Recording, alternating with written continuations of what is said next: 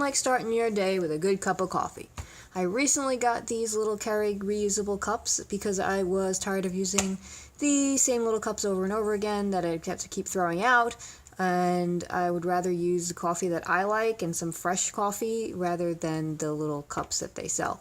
So I decided to get these. They come, I think, 3 in a pack, 3 or 4, I'm pretty sure it was 3 in a pack, but I've only been using this one and I've been using it for quite some time, and it's lasted quite a while, surprisingly, because it does feel kind of cheesy. It feels like this would break off any second, but it hasn't, so still good. A couple of tips: they're a little finicky. You can't fill these all the way. You have to fill them only about halfway and pack it. Otherwise, it will overflow, and if you don't pack it, you get a really light cup, if anything, because the grounds just go all up against the side and your water is pretty much going through the center. So I'm going to show you a couple of things. I'll put this in here now and just do one regular without touching it, and then I'll show you a way that you can get it darker. And that's that. So here we go. I have some fresh ground coffee here from the health food store, and it is the auto drip. Do not use anything finer because it doesn't really work and you end up getting a lot of dust in your coffee, which is fine if you want to drink it, you know, whatever. But so I put about half, fill it about halfway, maybe a little more than half. And now what I'm going to do is actually pack it in. The back of my salt shaker actually makes a really great packer for this thing, so I just put it in and pack it down. And that's where that is now. Could probably maybe get a little more in there without causing any troubles. So let's try that.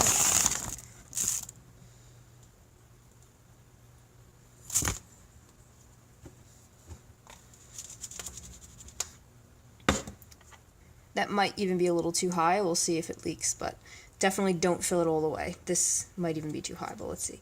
Wipe any grounds off of the top here so it closes properly. Stick that puppy in. What's going on? There we go. Set your cup. I'm going to do medium, and I'm not going to do anything to it. I'm just going to let it go, and you'll see how dark it gets.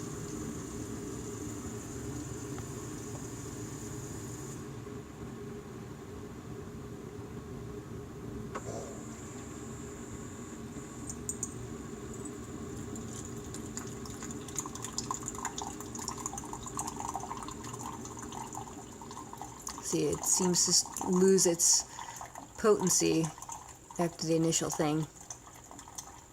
So you get a pretty light cup if you just put it in there and let it do its thing.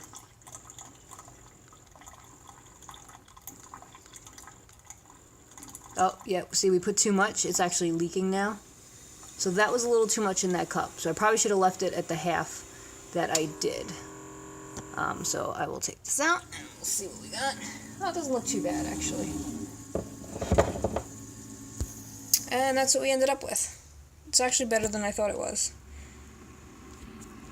So there's nothing in this. This is just the coffee that came out of the thing without touching it. And I will show you a different way to get a darker cup, which I don't know if it actually messes up the machine, so I'll have to look that up. But this is what I discovered that kind of works. So now I've rinsed that out and put more coffee and packed more coffee in here. See, I have it a little bit less than halfway right now. I could probably get a little more in there, but I'm not going to risk it this time. So we'll leave it at this, and we'll see what we get. And I will show you the way that I do it where I can get a darker cup. Again, look at the directions to your machine or whatever, because I have not looked this up if it will ruin your machine. So that's a disclaimer. Try this part at your own risk. Let me get a cup.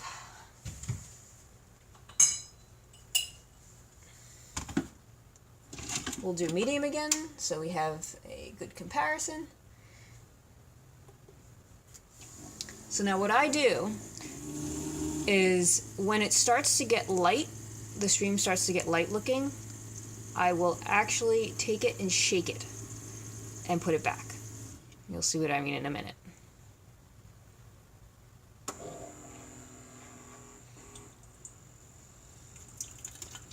It's getting a little bit lighter. I'm going to take it, shake it, put it back, and let it go.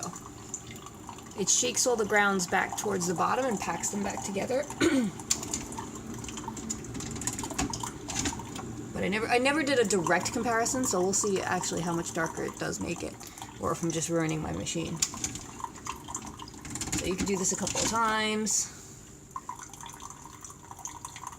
Actually, it doesn't even look like it's making that much of a difference since I'm doing these together now. Probably all in my head, but we'll see. And there's the end of it. That one didn't leak, if you notice, because we didn't fill it too much. So, let's see what we got. We can compare it to the other one.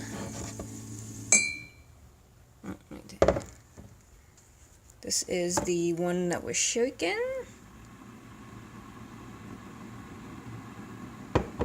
And this is the one that we just let do its thing.